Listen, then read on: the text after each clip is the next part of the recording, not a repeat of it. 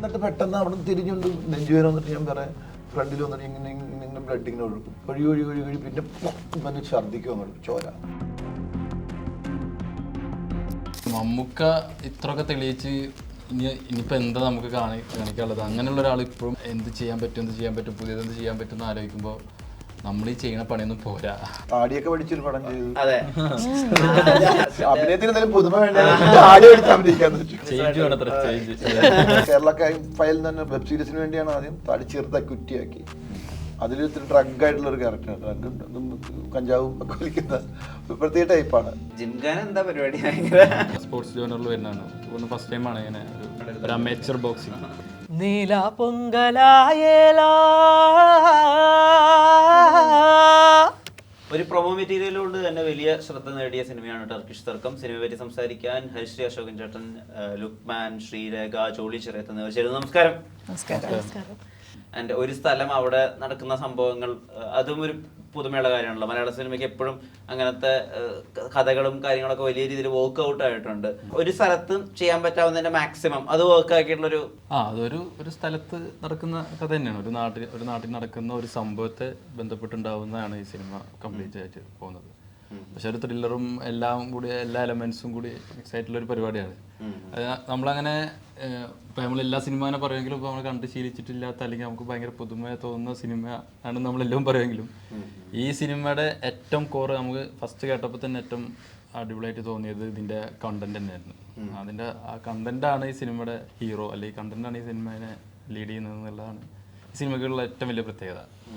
അപ്പോൾ നമുക്ക് ഇതെങ്ങനെ വരും എങ്ങനെയൊന്നും നമുക്ക് പറയാൻ പറ്റില്ലെങ്കിലും 22-ാം തീയതി അറിയാം. അശ്വചേട്ടാ, ഇപ്പൊ വന്നുകൊണ്ടിരിക്കുന്ന സിനിമകളിലൊക്കെ തന്നെ കോമൺ ആയിട്ട് പണ്ടത്തെ സിനിമകളിൽ നിന്ന് നേരെ വിപരീതമായിട്ടുള്ളത് അശോകൻ ചേട്ടന്റെ അവശതയാണ്.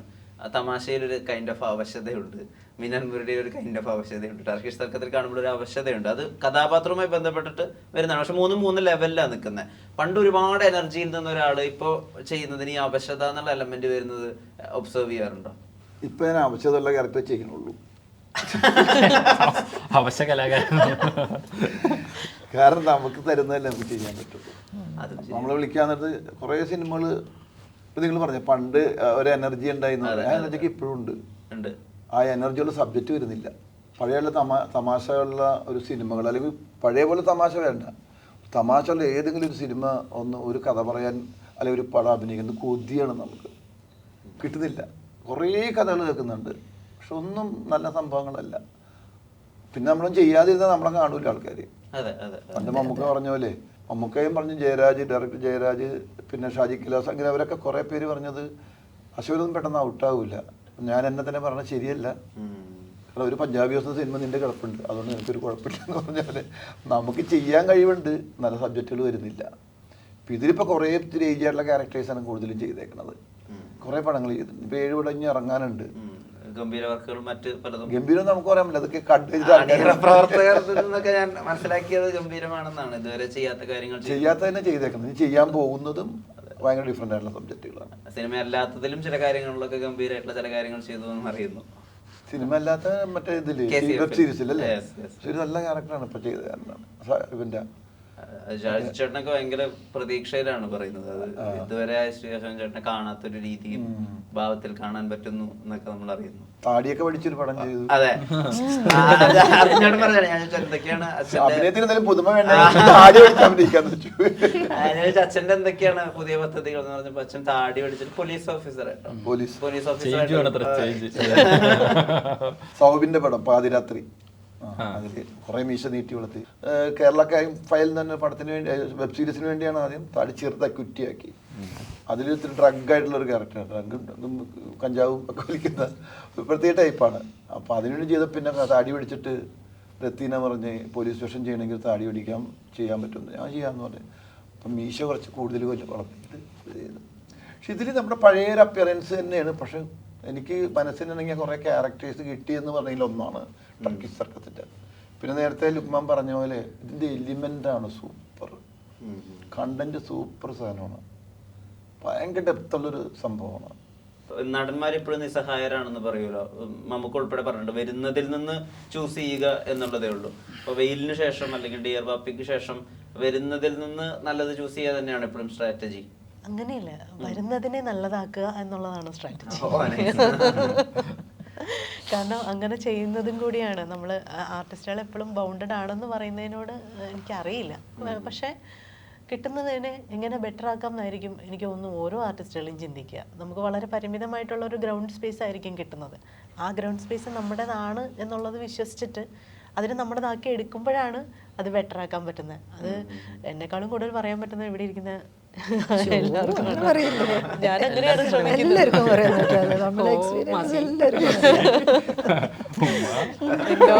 ഇതിലും ഞാൻ ഉമ്മേട്ടോ, ലുക്കുവിന്റെ ഉമ്മയാണ്. പിന്നെ ഒരു പടത്തിൽ എന്റെ ഭാര്യയാണ്, ഈ പടത്തില് വേറൊരു പടത്തിൽ ഇത് എന്റെ ഭാര്യ. ഈ പടത്തില് പറഞ്ഞാൽ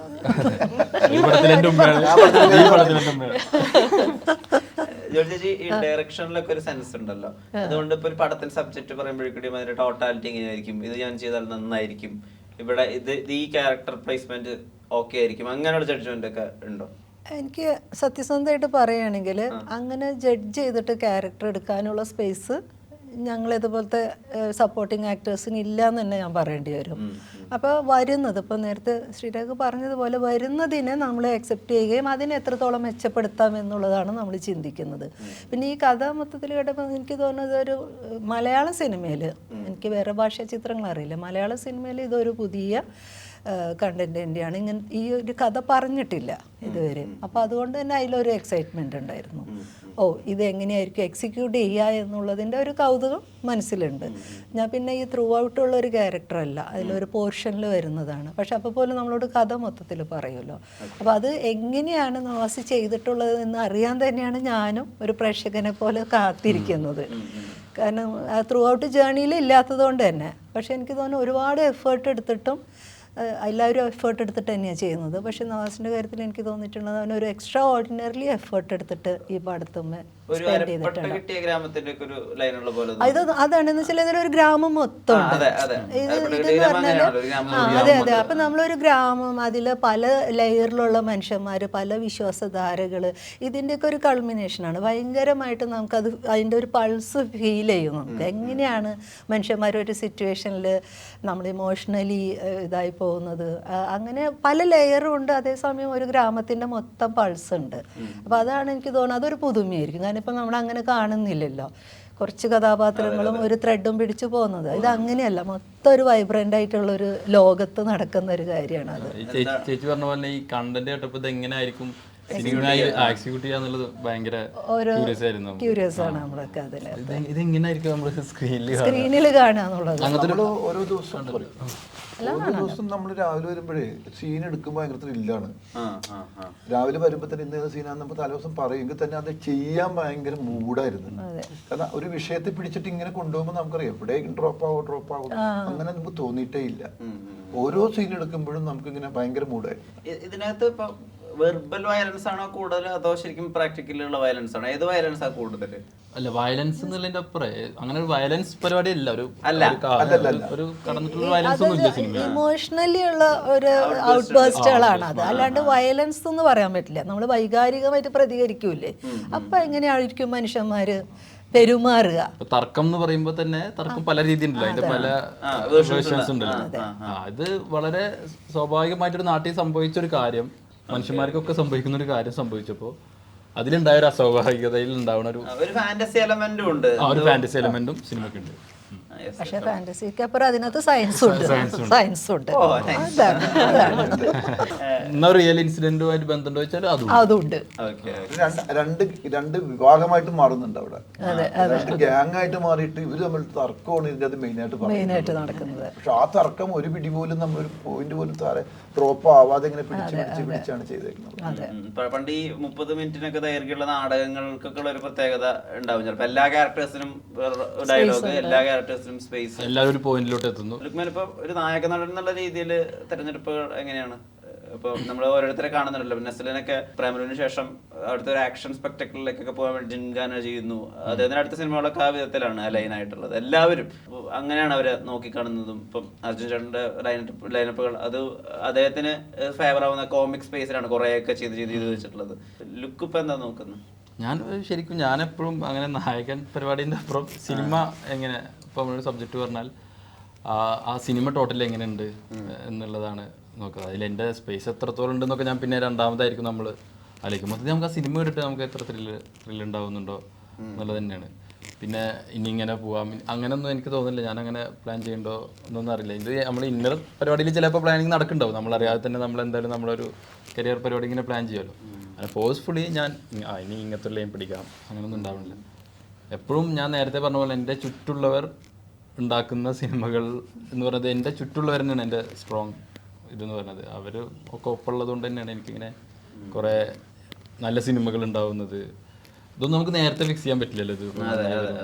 പക്ഷെ ആ നല്ല സിനിമകൾ ഉണ്ടായത് അതിന്റെ മേക്കേഴ്സ് ഒപ്പം ഉണ്ടായി എന്നുള്ളത് തന്നെയാണ്. ഇപ്പോഴും മൂസിനോ അല്ലെങ്കിൽ ഗാലിദ് ബ്രദേഴ്സ് ഒക്കെ വിളിച്ചു കഴിഞ്ഞാൽ ഒരു ഫോൺ കോളിനപ്പുറം ആ സിനിമയിൽ പോയി അങ്ങ് ജോയിൻ ചെയ്യാൻ ഉറപ്പായിട്ടും കാരണം അവർ അത്രയും അടിപൊളി അവർ തെളിയിച്ച ആളുകളാണല്ലോ.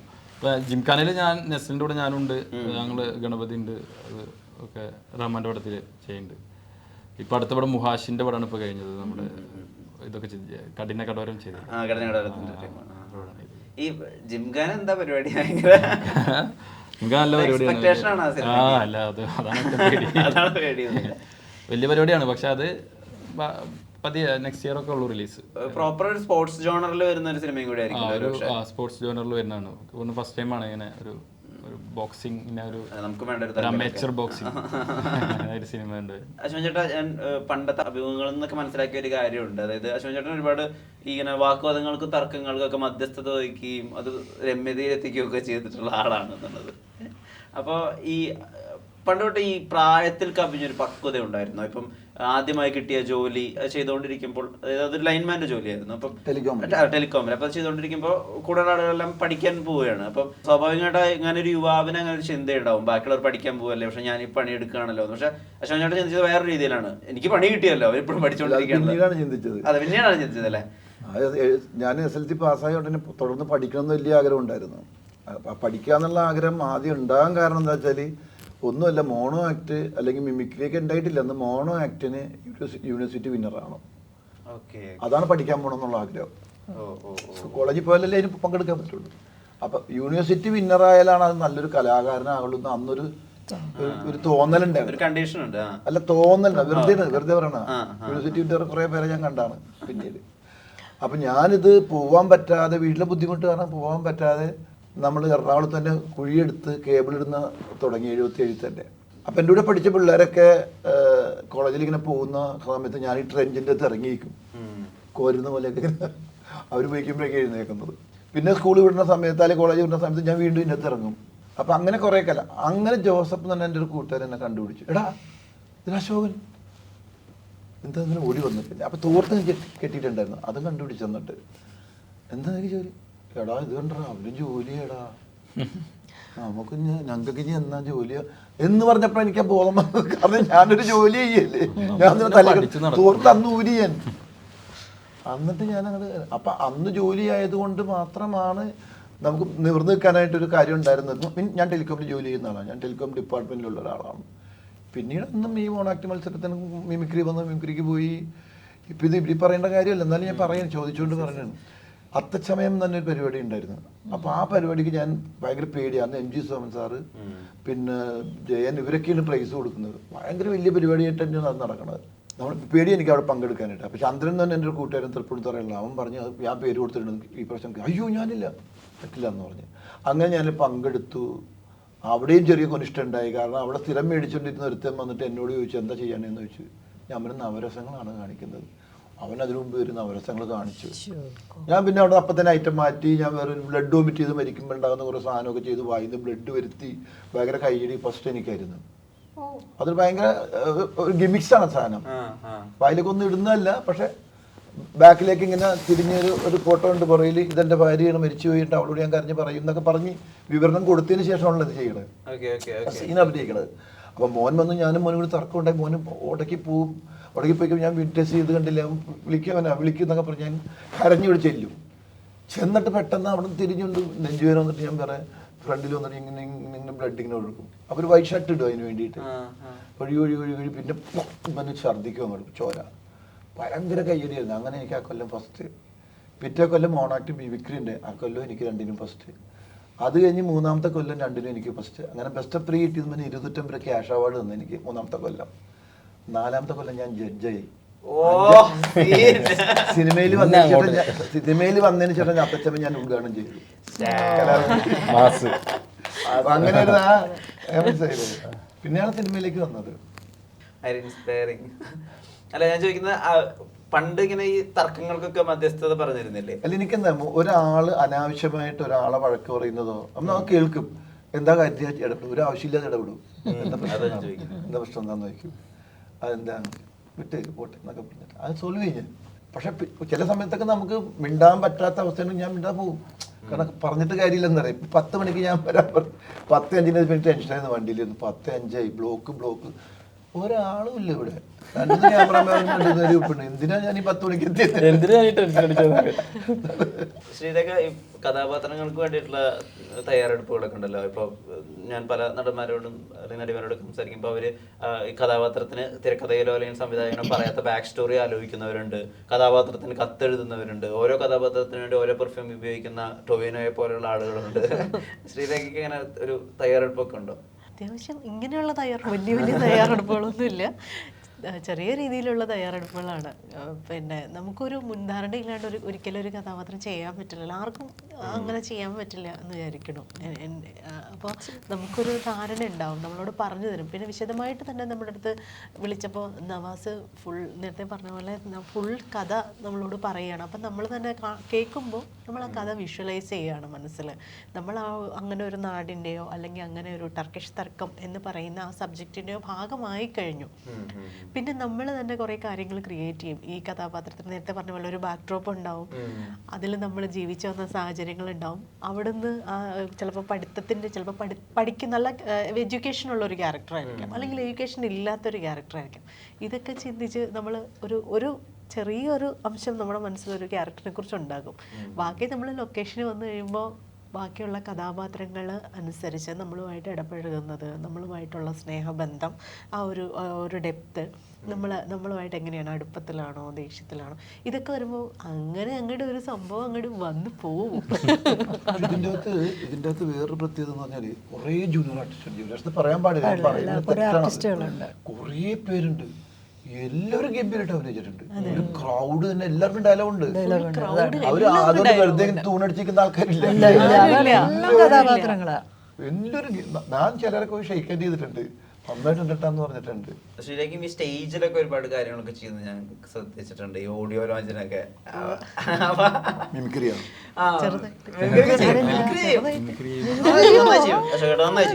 അയ്യോ, ഞാൻ ഇപ്പഴാ കേൾക്കണം.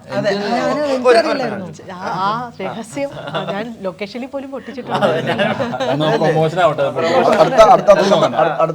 പങ്കെടുത്തോളൂ. അപ്പൊ അടുത്ത പരിപാടി എനിക്ക് ഒത്തു. അപ്പൊ ഞാൻ അശോയുടെ പങ്കെടുത്ത പോലെയൊക്കെ യൂണിവേഴ്സിറ്റിയിൽ ഞാനും പങ്കെടുക്കുമായിരുന്നു. അങ്ങനെ മിമിക്രിയുടെ ഒക്കെ ഭാഗമായിട്ടാണ് മിമിക്രി ചെയ്യാൻ തുടങ്ങിയത്. അപ്പോൾ ചെയ്തുകൊണ്ടിരുന്നത് കൂടുതലും ഗായികമാരുടെ ഇമിറ്റേഷൻ ആയിരുന്നു. അത് ട്രൈ ചെയ്യാം. നീല പൊങ്കലായേല പാടും നീ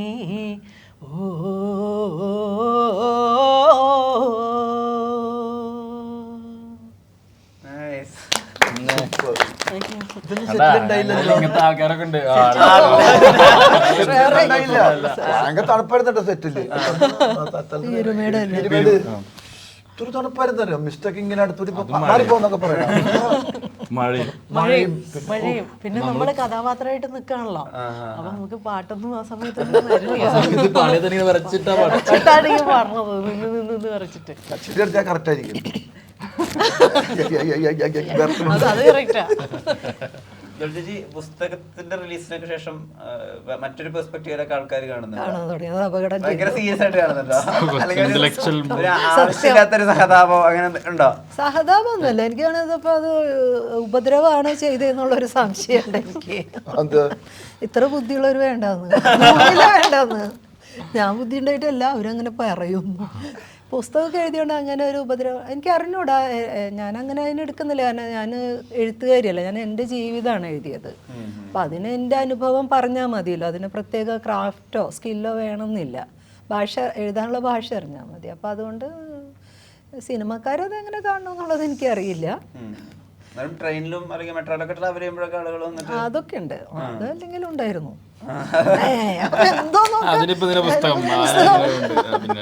പുസ്തകം വന്നതോടുകൂടി എനിക്ക് തോന്നുന്നു കുറച്ചും കൂടി അധികം വായനക്കാര് കുറച്ച് റെക്കഗ്നൈസ് ചെയ്യുന്നുണ്ട്. അത് മാത്രമല്ല, എനിക്ക് തോന്നുന്നു കൂടുതൽ സ്ത്രീകൾ ഇന്റർവ്യൂ ഒക്കെ കേട്ടതിന് ശേഷം ഒരുപാട് സ്ത്രീകൾ വന്ന് പരിചയപ്പെടുന്നുണ്ട്. ഇൻ്റർവ്യൂ കേട്ടവർ, പുസ്തകം അതിൻ്റെ ഭാഗമായിട്ട് വായിച്ചവരും. അപ്പം ഇന്നലെ വരെ ഞാൻ ബസ്സിലൊക്കെ, ഞാൻ സാധാരണ എൻ്റെ ജീവിതത്തിന് തന്നെ വലിയ മാറ്റമൊന്നുമില്ല, ബസ്സൊക്കെ പിടിച്ച് പോകുന്നത്. അപ്പോൾ ഒരു സ്ത്രീ പെട്ടെന്ന് തിരിച്ചറിയാം, അവർ ഇതിനെ കൈയൊക്കെ തന്ന് ഞാൻ ചേച്ചീനെ വായിച്ചിട്ടുണ്ട്, ഇൻ്റർവ്യൂ കേട്ടിട്ടുണ്ട്, കാണണമെന്ന് ആഗ്രഹിച്ച ഒരാളാണെന്നൊക്കെ. അപ്പോൾ അതൊക്കെ കേൾക്കുമ്പോൾ ഭയങ്കര സന്തോഷമാണ് സത്യത്തിൽ. നമുക്കതിൽ സ്ട്രെസ് ആവേണ്ട കാര്യമില്ലല്ലോ, രസമല്ലേ അത്. ഇപ്പം ഈ അങ്കമാലി ആദ്യ ചിരി ഉണ്ടാവുന്നത് ജോളി ചേച്ചിയുടെ ഭാഗത്തു നിന്നാണ്. ഫസ്റ്റ് ചിരി, അതായത് ഫസ്റ്റത്തെ എപ്പിസോഡിന് ശേഷം, അങ്കമാലിയുടെ ടൈറ്റിലിന് ശേഷം, അതിന് മുമ്പ് ചിരി ഉണ്ടായില്ല എന്നല്ല, അതായത് എന്ത് വെച്ചിട്ട് കുറുക്കിടുന്നത് പറയുന്നിടത്ത്, അത് ലിജോന്റെ സ്ക്രിപ്റ്റിൽ ഉണ്ടായിരുന്നതാണോ അതോ ജോളി ചേച്ചിയുടെ കൈ നിട്ടതാണോ? അത് അല്ല, ഡയലോഗ് സ്ക്രിപ്റ്റിലുള്ളത് തന്നെയാണ്. അന്ന് ആദ്യത്തെ പടം എങ്ങനെയാ അന്ന് കൈ നിടുക എന്നുള്ളതൊന്നും ആലോചിക്കാനേ പറ്റില്ല.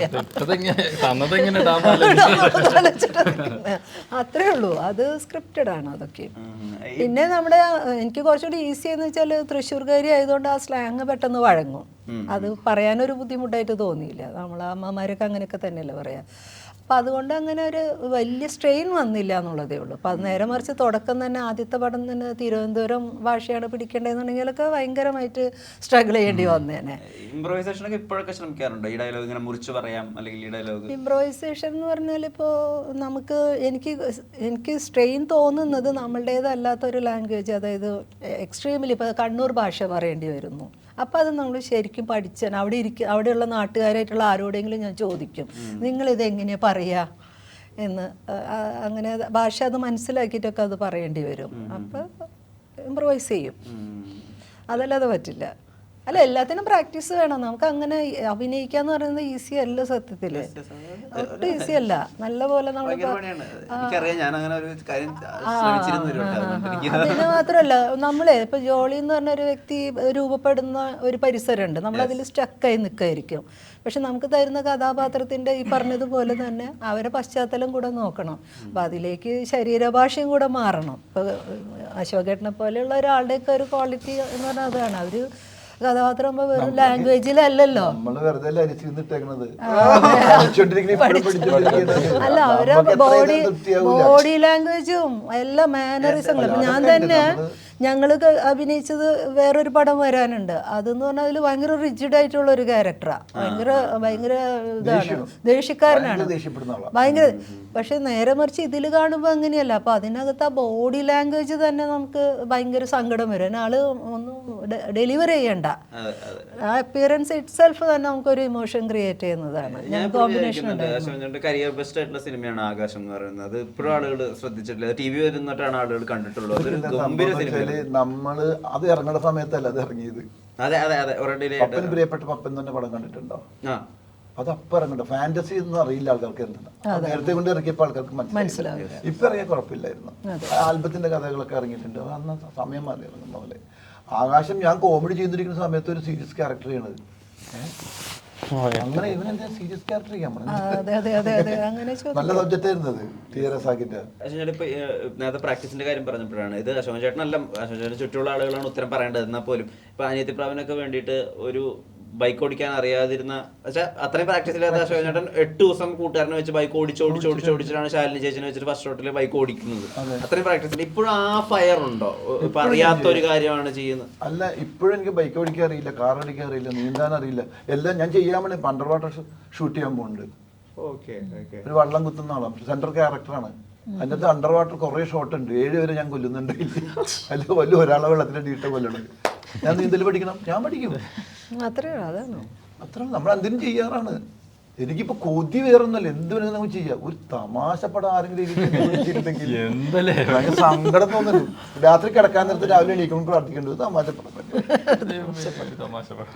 ഈ പ്രേമലു പോലത്തെ തമാശ സിനിമകളൊക്കെ എനിക്ക് ഭയങ്കര ഇഷ്ടമായി പടം. നല്ല മേക്കിംഗ് അതിന്റെ. ഭയങ്കര തമാശ അല്ലെങ്കിൽ നമ്മൾ ചിരിച്ചു പോകും. ഭയങ്കര ട്രാക്കിംഗ് ആണ്. ഉഗ്ര സീൻ ഓർഡറാ അതിന്റെ, നല്ല സീൻ ഓർഡറാ. ആളുകൾ പറയുന്നുണ്ടായിരുന്നു അതിൽ അവർ രണ്ടുപേരും ക്യാരക്ടറൈസേഷൻ അല്ലെങ്കിൽ അവരുടെ ഇതിനൊക്കെ ഒരു ദിലീപ് ഹരീഷ് അശോകൻ സാമ്യം എവിടെയൊക്കെയോ ഉണ്ട് എന്നുള്ളത് അങ്ങനെ ശ്രദ്ധിച്ചിരുന്നു? അങ്ങനെയൊന്നും തോന്നിയില്ല. എനിക്ക് അതുങ്ങൾ ചെയ്ത അതിലെ ആക്ടേഴ്സുകൾ എല്ലാവരും ഗംഭീരമാണ്. എല്ലാവരും അതേ ക്യാരക്ടറായിട്ട് തന്നെ വന്നത് എല്ലാവരും. GK ഇല്ലേ ഒരാള്, അതെ അതെ അതെ ഭയങ്കര സീരിയസ് കോമഡിയാ പുള്ളി, ഭയങ്കര സീരിയസ്. എനിക്ക് ഭയങ്കര ഇഷ്ടമായി. അന്ന് തമാശ എഴുതിയ ആളുകളുണ്ടല്ലോ, റഫി മെക്കാട്ടിനുണ്ട്, ബെന്നി പി നായരമ്പലമുണ്ട്, ഒരുപാട് പേരുണ്ട്. അവർക്ക് ഇപ്പോഴും കാണുമ്പോൾ ഒരു തമാശ സിനിമ ഉണ്ടാക്കാൻ വേണ്ടിയുള്ള ശ്രമങ്ങളൊക്കെ നടത്തുന്നുണ്ടോ? പറയാൻ പറ്റില്ല, നടക്കുന്നുണ്ട്.